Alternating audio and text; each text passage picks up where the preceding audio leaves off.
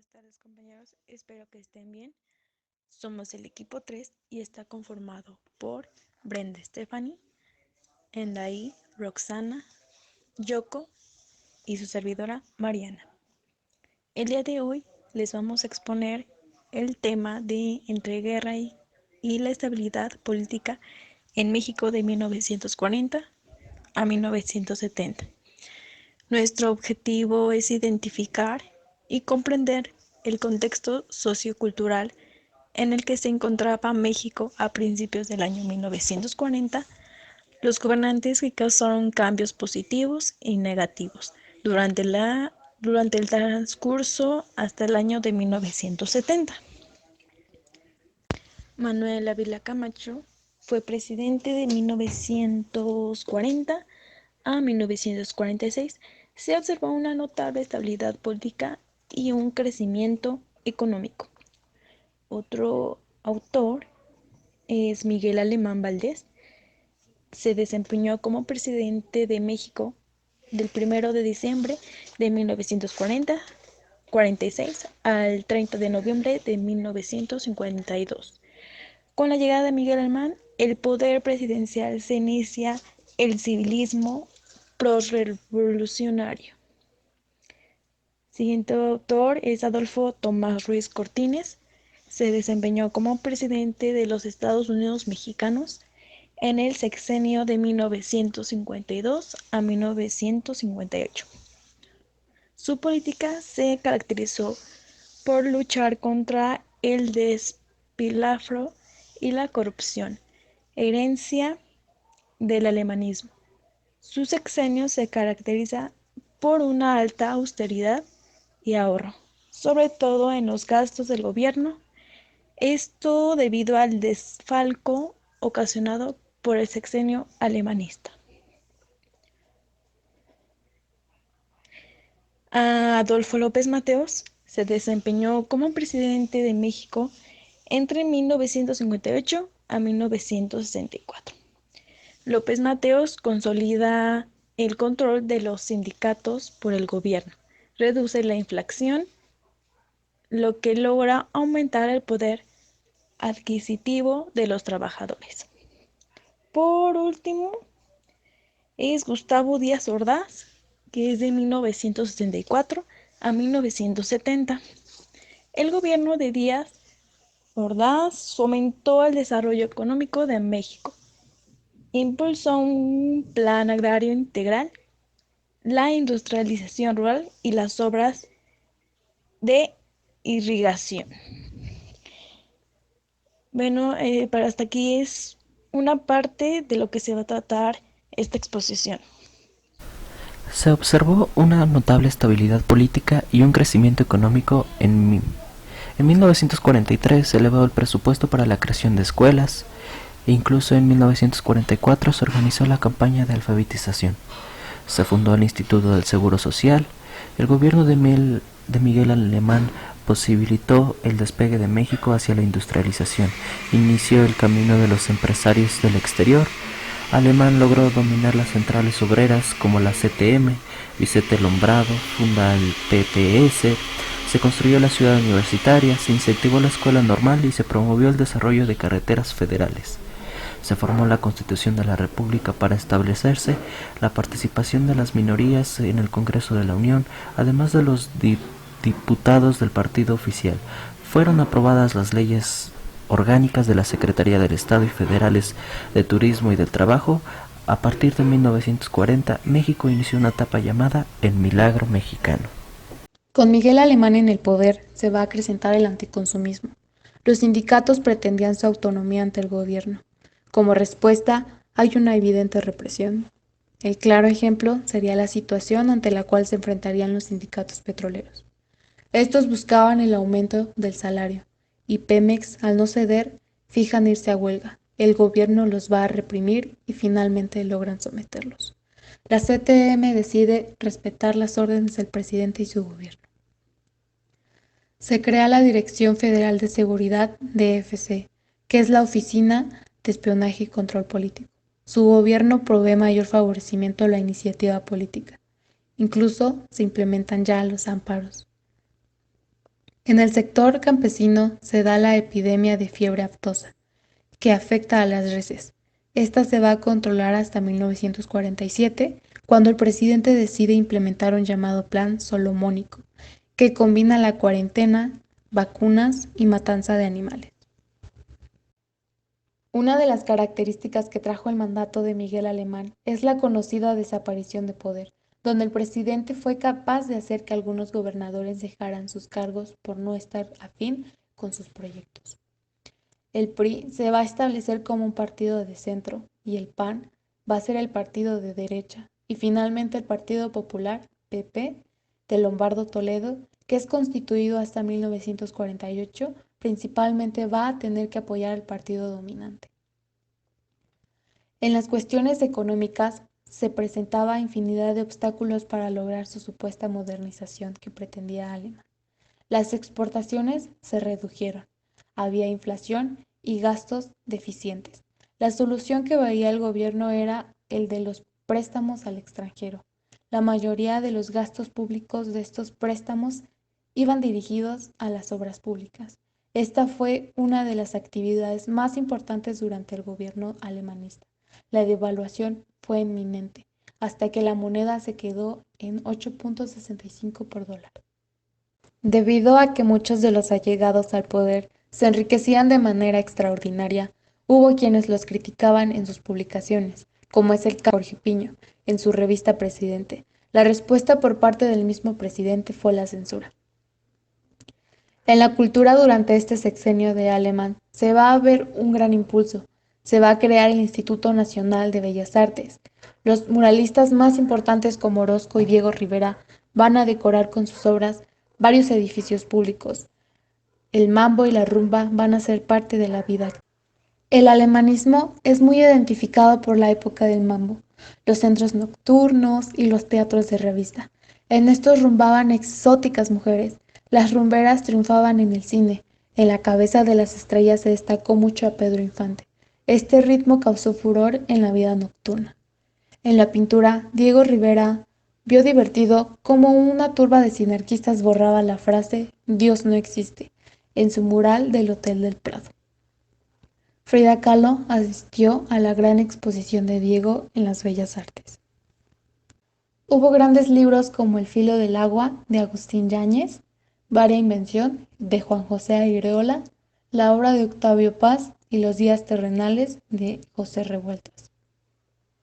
Comenzó la televisión con los canales 2, 4 y 5, que pronto popularizarían la lucha libre, la cual también causó furor con el Santos, Igor y Guerrero. Los problemas económicos de Alemán se compusieron cuando se inició la Guerra de Corea, y los especuladores financieros regresaron a sus capitales al ver que el peso no devaluaría más. Siguieron entonces las grandes obras, la carretera panamericana, redes de electricidad e irrigación, ciudad universitaria, el aeropuerto y el viaducto, que fue la primera vía rápida de la Ciudad de México.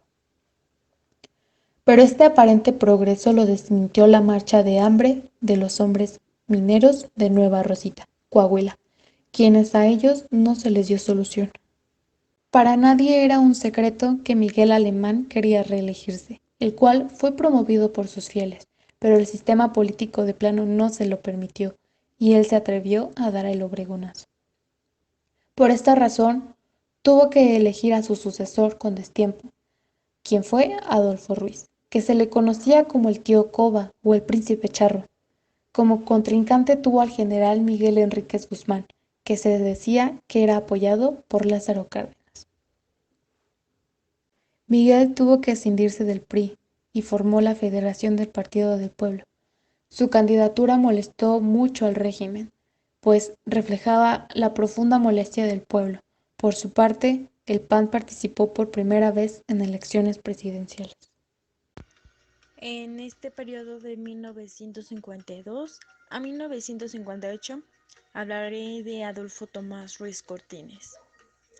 Adolfo fue un contador militante, revolucionario y político priista mexicano que se desempeñó como presidente de los Estados Unidos mexicanos en el sexenio de 1952 a 1958. Fue el último presidente de México nacido en el siglo XIX. El 14 de octubre de 1951, Ruiz Cortines rindió la protesta como candidato a la presidencia por el Partido Revolucionario Institucional. Ya como presidente ejerció un severo control de gasto público, apoyó en la construcción de cambios, redes ferroviarias, presas, escuelas y hospitales. El presidente Cortines creó la Confederación Revolucionaria de Obreros y Campesinos. Podría llamarse CROC. Dice que para incorporar a todas las organizaciones pequeñas e independientes para agilizar el control del gobierno y, como era de esperarse, las afilió al PRI. Solo esperamos que no esté en conflicto con la CTM. Su gran sorpresa era conceder derechos políticos a las mujeres después de casi 10 años de un crecimiento económico. Está yendo hacia abajo porque el presidente ha proclamado un plan en marcha llamado Política Estabilizadora, que consiste en un plan agrícola, importación de alimentos y control del comercio y equilibrio presupuestal. Por ello es que se reinició el gasto público y las exportaciones empezaron a crecer, se reinició el crecimiento económico. Por eso es que se decía que el pueblo se jodía y los ricos engordaban. Aunque el desarrollo estabilizador obtuvo un poco aumentos de precios, crecieron las protestas por la carestía. La vida nocturna alemanista, gobierno de Ruiz Cortines, el regente de la Ciudad de México, cerró los clubes nocturnos propios de censura para afirmar machismos, sexismos, clasismo y racismo. Decía que el peor insulto es ser llamado indio. Indio al pobre. Al pobre se le enseñaba a respetar y obedecer al rico. Las mujeres debían someterse al hombre. El sexo era un horrible pecado.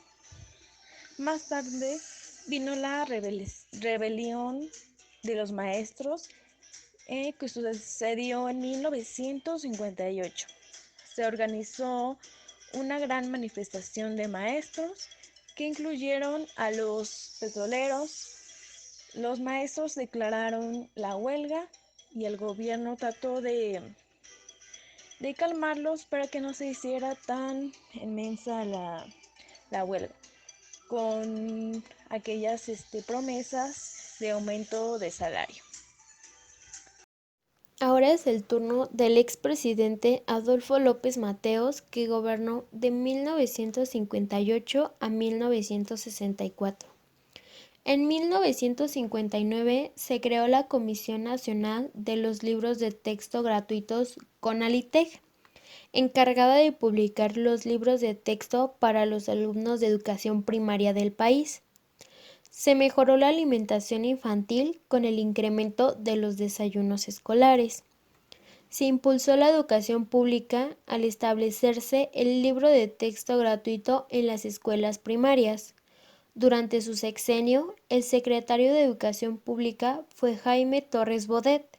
En ese periodo, se inauguraron el Museo Nacional de Antropología en Chapultepec, el Museo del Virreinato en el Convento de Tepoztlán, el Museo de la Ciudad de México, el Museo de Arte Moderno y el Museo de Ciencias Naturales. Crea el Instituto de Seguridad y Servicios Sociales de los Trabajadores, más comúnmente ISSSTE, que sustituyó a la Dirección General de Pensiones, para proporcionar atención médica, pensiones, jubilaciones y otros servicios a la burocracia. Se disminuyeron las protestas y nacionalizó la luz eléctrica. Adolfo López Mateos consolida el control de los sindicatos por el gobierno, reduce la inflación, lo que logra aumentar el poder adquisitivo de los trabajadores. En 1964 se terminó la construcción de la Unidad Profesional de Zacatenco del Instituto Politécnico Nacional, así como el espléndido edificio del Museo Nacional de Antropología, y por último fomentó el anticomunismo. Un cordial saludo, yo les hablaré sobre el sexenio de Gustavo Díaz Ordaz y bueno, pues comencemos. Fue originario de Chalchicomula, Puebla, estudió leyes, se afilió al Partido Revolucionario Institucional PRI.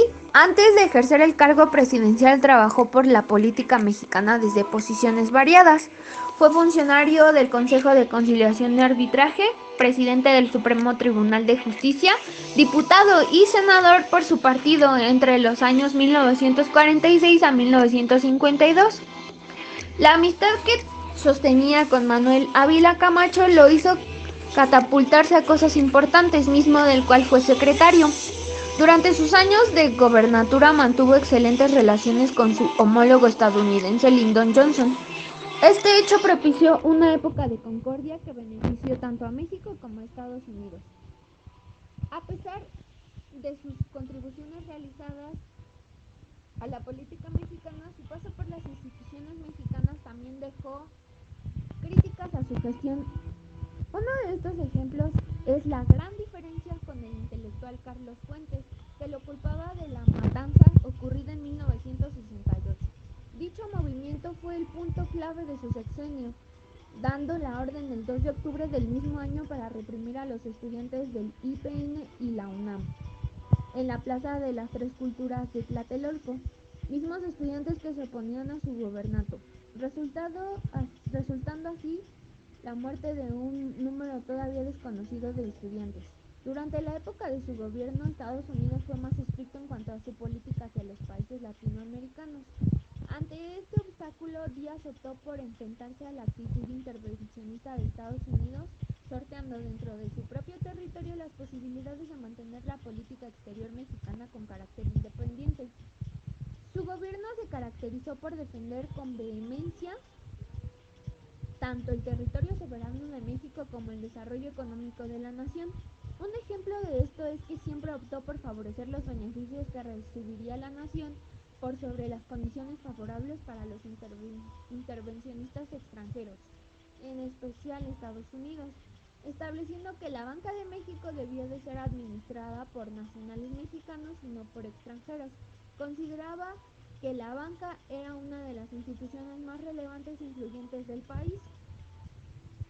La industria petroquímica siguió el mismo camino, pues el gobierno de Díaz Ordaz determinó que solo el Estado mexicano debía de ser el encargado de explotar y desarrollar esta industria. Como consecuencia de esto se creó el Instituto Mexicano de Petróleo y 8 plantas de refinería en 1965. La compañía estatal de petróleo Pemex anteriormente había firmado contratos con varias empresas extranjeras en donde estas instituciones tenían la potestad de explorar, perforar y explotar los yacimientos mexicanos de zonas como Veracruz, Campeche, Tecomapán y Puerto Real. Díaz Ordaz revocó estos contratos, volviendo así a ser de exclusividad de la industria nacional. Durante su gobierno hubo muchas manifestaciones de violencia y descontento por parte del pueblo mexicano. Existían muchas desigualdades sociales y con el tiempo se fueron haciendo más extensas y profundas. Intelectuales de la época publicaron libros y artículos con fuertes críticas a su administración. La guerrilla fue uno de los elementos importantes que tuvo que enfrentar el gobierno de Díaz Ordaz. Esta situación fue decisiva para convertir al ejército mexicano en una institución antiguerrillera con características crueles y brutales. En este contexto social, Díaz aboga por hacer pública la idea de que su gobierno había generado el llamado milagro mexicano, creando, gracias a un Estado que promueve y garantiza el desarrollo del país, misma figura de Estado que controlaba los medios de comunicación masiva. Este gobierno reformó el impuesto sobre la renta, pero no lo aumentó, sino que en México permaneció con un elemento de carga baja, valor más bajo de Latinoamérica. En cambio, el impuesto sobre la renta pasó de ser un sistema cedular caracterizado por la clasificación según las fuentes que producen las rentas a otro que engloba todos los ingresos de personas tanto jurídicas como naturales, que no consideraba la fuente desde la cual se generaba la renta. Además, se determinó un régimen de deducciones gracias al cual cada persona o empresa podía revisar y evaluar cuáles eran las obligaciones por las cuales se veía afectada.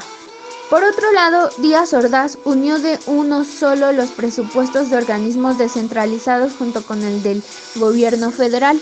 Esto fue una acción encaminada a optimizar la planeación del presupuesto para la inversión de carácter público. Elementos fundamentales de su propuesta de gobierno fue la reactivación del sector agropecuario, con la intención de que el mercado interno mexicano se hiciera cada vez más fuerte. A la par del uso de los recursos naturales, Díaz Ordaz estableció que los créditos y la participación de inversión de otros países debía ser un elemento adicional que complementara la acción de sostenimiento llevada a cabo dentro del propio país. El ámbito de la minería tuvo un importante crecimiento durante el gobierno de Díaz Ordaz, dado que llevó a crecer un 2,6% cada año. Se dio la creación de varias instituciones como la Siderúrgica Lázaro Cárdenas Las Truchas, la Empresa Mexicana de Cobre, el Instituto Mexicano del Petróleo y el Consorcio Minero de Peña Colorada. Bueno, pues eso ha sido todo de mi parte. Hasta la próxima.